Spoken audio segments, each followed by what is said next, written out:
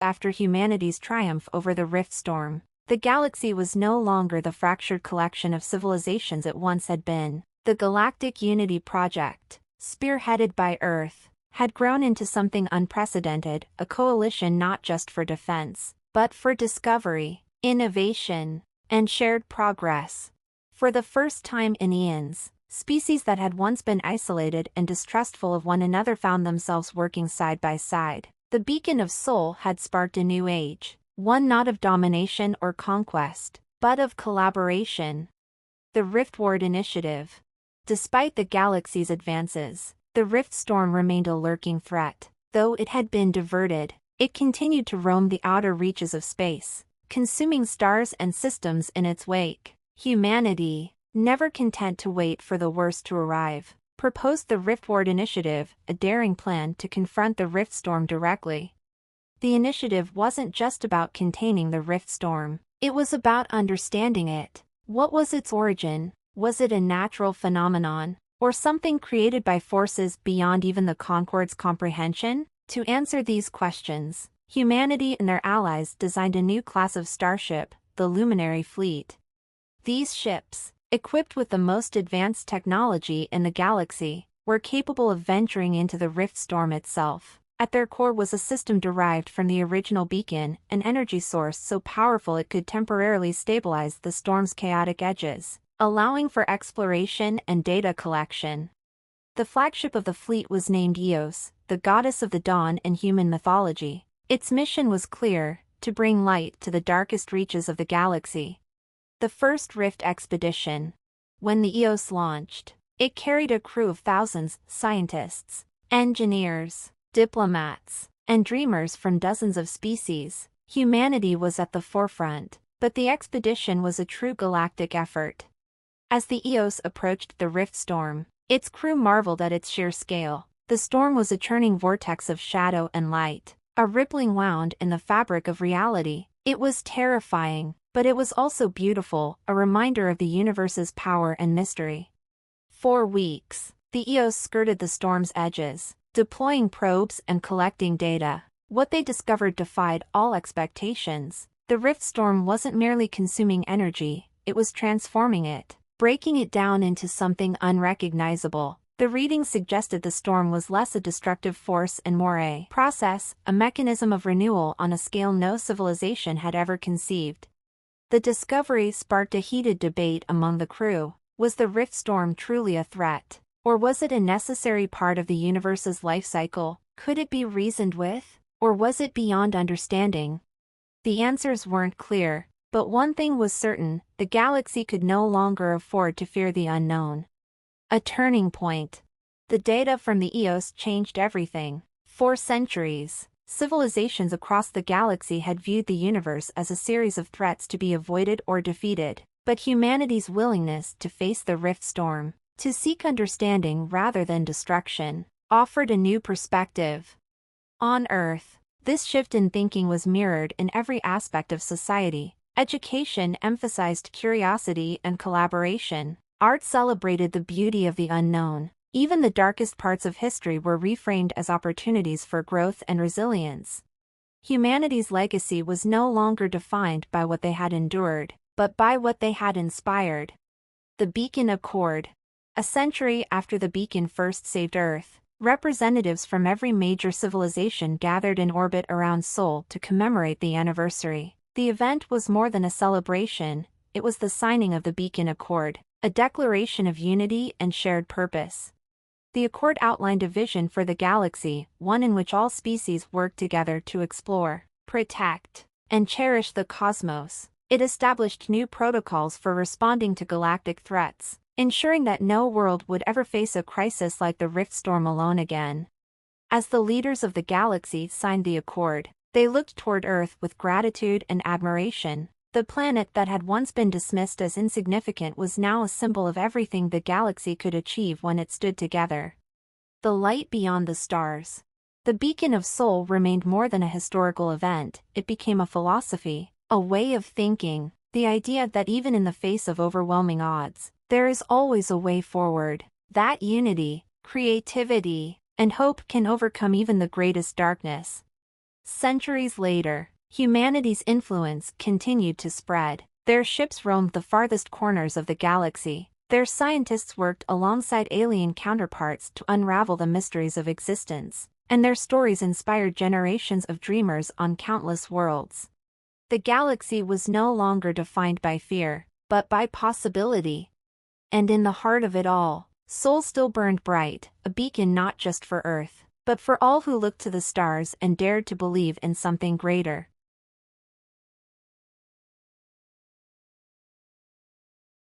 The stars returned. The once blackened skies were alive again with constellations, as though the galaxy itself had exhaled in relief. But on Earth, the true battle had only begun.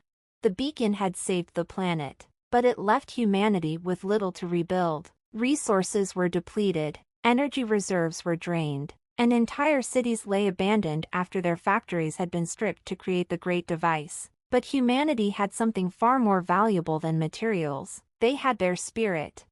Around the world, people picked up where they had left off. Farmers returned to their fields. Engineers repaired the crumbling infrastructure. Scientists began cataloging lessons learned from the crisis, ensuring humanity would be better prepared for the future. Slowly, painstakingly, humanity began to rebuild not just their world, but themselves. The Concorde returns. News of Earth's triumph spread faster than light. Delegations from the Galactic Concorde, many of whom had only observed the Riftstorm's destruction from afar, now arrived on Earth to witness the miracle firsthand. They descended in shimmering ships, their forms as varied as the stars. There were crystalline beings who refracted sunlight into rainbows, gelatinous creatures who flowed like liquid silver, and ancient beings of light who spoke in melodies instead of words. All came with one question: how? Earth's leaders welcomed them, though many were skeptical. These were the same civilizations that had abandoned them to their fate. After all, but humanity had no interest in holding grudges. They understood that their greatest strength lay in cooperation. We survived because we believed we could, Dr. Amara Kale explained during a Concorde assembly on Earth. We pooled every resource we had, not for profit, not for power, but for a shared purpose. When the challenge came, we didn't look to the stars for help, we looked to one another. The Concorde was stunned. Their societies, ancient and advanced as they were, had grown stagnant over millennia. They had forgotten what it meant to strive, to risk, to dare. Humanity's defiance of the Riftstorm reignited something in them, something they thought they had lost. A new role for humanity.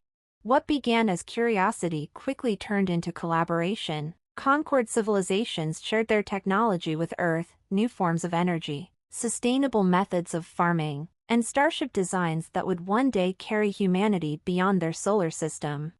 But the exchange wasn't one-sided. Humanity gave just as much as they received. They shared the story of the beacon, inspiring other species who had faced their own struggles. They offered their ideas, their ingenuity, their willingness to solve problems with creativity and determination. For the first time in history, the younger species of the galaxy were leading the way.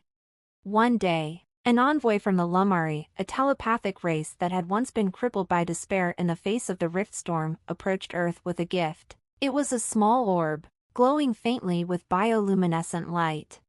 "We call this the luminal flame," the envoy explained. "In our culture, it symbolizes hope and renewal. You have rekindled that flame for us. Your beacon did more than save your planet, it saved us all."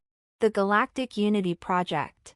The Riftstorm's destruction had left scars across the galaxy. Hundreds of star systems lay empty, their people consumed. Many species believed the threat was over, but Earth's scientists warned otherwise. The Riftstorm wasn't gone, it had simply moved on, lured by the beacon's fading light. Humanity urged the Concorde to act. They proposed a bold idea, the Galactic Unity Project, a coalition of civilizations pooling their knowledge and resources to study and contain the Riftstorm. The project would be headquartered on Earth, a recognition of the role humanity had played in saving the galaxy. It wasn't an easy sell. Many Concorde species viewed humans as brash and inexperienced, unworthy of such responsibility, but humanity had earned allies, And one by one, the objections faded. When the project was approved, Earth was no longer just a planet on the galactic fringe, it became the center of the effort to safeguard the galaxy's future. Humanity's first starships. With Concorde assistance, humanity built its first fleet of interstellar vessels. These ships weren't just tools of exploration, they were beacons in their own right, spreading the message of hope and resilience to the stars. Their names reflected Earth's legacy: luminal flame, Sol's defiance, Unity's light.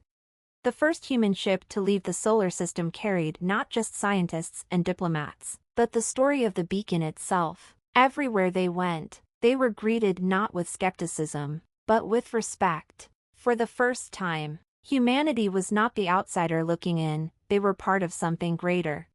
The legacy of the beacon. Years turned to decades, and the galaxy began to heal. The Galactic Unity Project made breakthroughs in riftstorm research, ensuring no world would ever face its wrath unprepared again. Humanity, once dismissed as an insignificant species, became a symbol of hope and cooperation. Children across the galaxy grew up hearing the story of the beacon. To them, Earth was more than a distant planet, it was a reminder that even in the darkest times, a single light can change everything. And so, the name endured. The Beacon of Sol. It wasn't just a machine or a moment in history, it was a promise that no matter how vast the darkness, there would always be those who stood against it.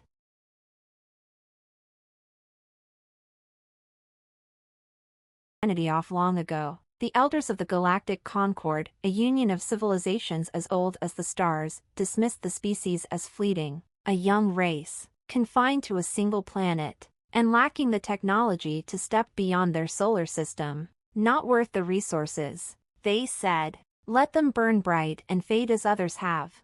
But humanity wasn't one to fade. It began with a storm, a rift storm. It was no ordinary cosmic anomaly but a tear in reality itself, swallowing entire star systems into a void from which nothing returned. Planets, stars, even light itself, it devoured them all without trace. The Concorde's greatest minds had no answers. They could only watch, helpless, as the rift storm expanded, system by system, devouring life. Eventually, it came for Sol. Earth was given the warning like so many others before it: 72 hours until extinction. Evacuate if you can. Remember your people well. But where could humanity go? They had no colonies, no ships capable of carrying billions away, and the message from the Concorde carried no offers of aid. Earth's extinction was seen as inevitable, a speck of dust swept away by the storm's unrelenting tide. For the first time in millennia, the people of Earth faced a universal truth: no savior was coming. Yet, humanity did not despair. They rallied. In those precious hours, as the rift storm crept ever closer, the world united as never before. Differences of language, nation, and ideology were cast aside. Billions of voices spoke with one purpose, and Earth's greatest minds turned their focus to a singular goal: survival. The rift storm fed on energy, consuming and destroying it. It was unstoppable, but what if it could be redirected? What if it could be drawn away? The scientists of Earth proposed the unthinkable, creating a burst of light and energy so brilliant, so chaotic, that even the rift storm would shift its path. It was a gamble of astronomical proportions. The energy output would need to surpass that of an exploding star. The device, quickly dubbed the Beacon, would be the largest human construct ever attempted, and the planet would have to strip itself bare to create it. Factories converted, cities sacrificed, and every satellite and station in orbit was pulled into service. It was the ultimate act of hope and desperation. Time slipped away. The entire world watched as the beacon grew in orbit, powered by fusion reactors and a lattice of mirrored panels that spanned thousands of kilometers. The beacon would burn brighter than Sol itself. When activated, it would turn night into day across the entire Earth. The rift storm loomed on the horizon, devouring the outer planets of the solar system. Neptune vanished first, then Uranus, swallowed in moments. The beacon wasn't ready yet, but there was no time. Every soul on Earth braced themselves as the final countdown began. Activating beacon in 10, 9, 8. In that moment, humanity held its breath. On the surface, in orbit, across every screen and radio, there was silence. No one knew if it would work. No one knew if it would matter. 3, 2, 1. Ignition. The beacon roared to life. It was not just light, it was a defiant cry against the void. The beacon burned with such intensity that every sensor in the galaxy turned towards Sol. From distant worlds to the great capital of the galactic Concord, species across the stars saw the impossible, a small blue planet outshining the heavens themselves. The rift storm paused. For the first time in its existence, it hesitated, drawn by the blinding flare of energy. It shifted course, slowly, then with growing speed, it turned away from Earth, chasing the beacon into the depths of space. Humanity had done it. The cost was staggering. The beacon consumed much of Earth's remaining resources. The planet was left battered, its cities darkened, and its people exhausted. Yet they had survived. Against all odds, they had stared into the abyss and refused to surrender. Days later, the galactic Concord arrived in orbit, expecting to find a broken and defeated world. Instead, they found something extraordinary, a species that had done the impossible. The Concord's emissary, a being of living crystal, addressed humanity's leaders with awe. "You built this, with no assistance, no advanced technology? How? Why?" Earth's representative, a young engineer named Amara Kale, stood before them. Her voice carried the weight of a planet that had chosen hope over despair. "Because we are human, we don't run, we don't fade quietly into the dark. When we're told something is impossible, we make it possible. When the stars turn away, we shine brighter. This is who we are." The Concord, a body that had watched countless civilizations rise and fall, was silent. Then, one by one, they bowed. For the first time in their ancient history, they had been humbled not by technology or power, but by a species' sheer will to survive. From that day forward, Earth was no longer seen as a backwater planet. Humanity was no longer dismissed as fleeting. They became a symbol of hope for a galaxy teetering on the edge of fear. The name of their world spread like wildfire across the stars. And in time, the galaxy would come to call them by a new name.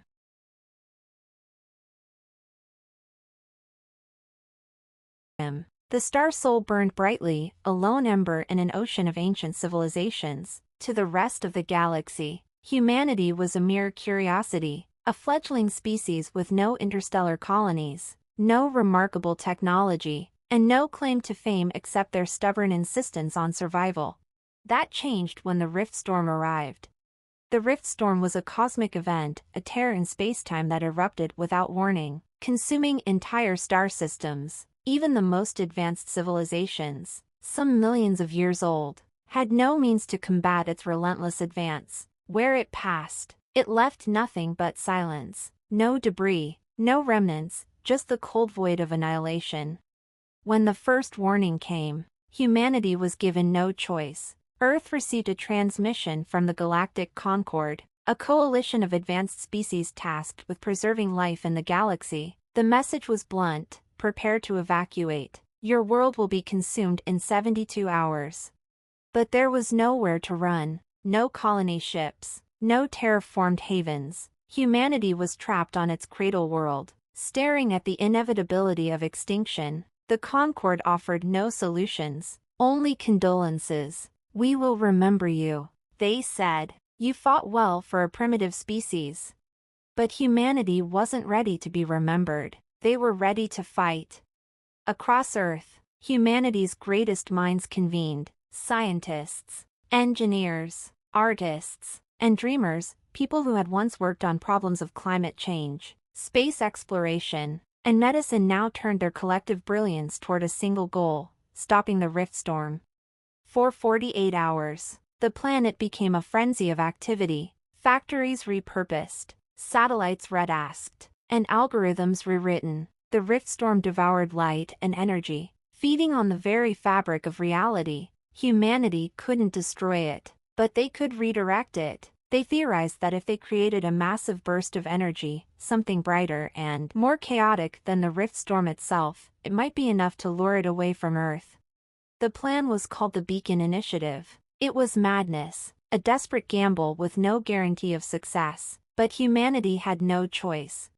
The beacon was built in orbit, a massive construct of mirrors, plasma generators, and fusion reactors. Every nation on Earth contributed, pooling their dwindling resources to create a light that would outshine their star. As the rift storm loomed ever closer, blotting out the stars, humanity lit the beacon.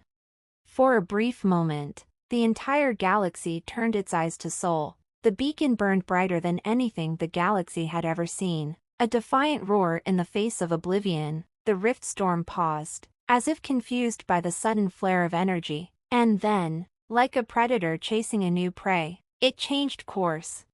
The rift storm was drawn away from Earth, lured into the depths of space by the beacon's unrelenting light. Humanity had bought itself time. The cost was immense, entire cities lay empty, their resources stripped for the project. But Earth was alive. Against all odds, humanity had done the impossible.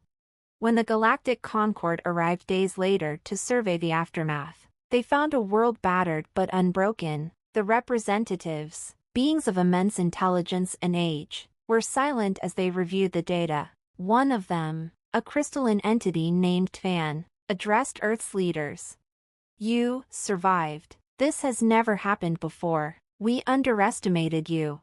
Earth's ambassador, an aging scientist named Dr. Elena Mora, smiled. "You didn't underestimate us. You simply didn't understand us. We've been fighting against impossible odds since the day we learned to walk upright. This is what we do." From that day forward, humanity was no longer seen as a curiosity. They were no longer the fledglings of the galaxy. They were survivors, innovators, and a reminder to the galaxy that even in the face of annihilation, the smallest light can burn brighter than the darkness. And so, humanity became known as the Beacon of Sol, not because of the light they built, but because of the fire that burned within them, the fire that refused to be extinguished.